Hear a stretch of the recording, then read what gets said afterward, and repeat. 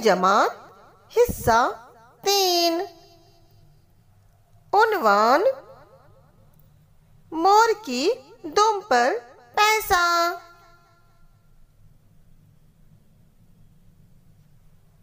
एक मर्तबा जंगल की रानी उदास हो गई।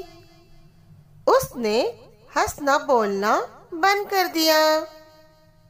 जंगल के सभी जानवर परेशान हो गए। हर एक ने रानी को खुश करने की कोशिश की। पहले कोयल आई। उसने कुकू का गीत गाया। गीत सुनकर भी रानी उदास ही रही। बंदर आया।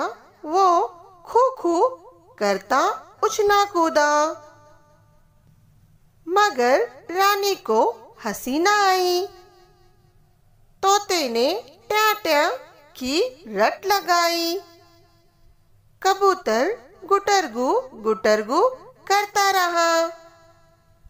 भालू ने नाच दिखाया, मगर रानी का जी खुश नहीं हुआ। आखिर में मोर पैरों में घुंघरू बांधकर आया।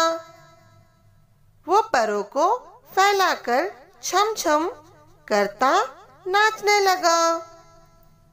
रानी का जी खुश हो गया।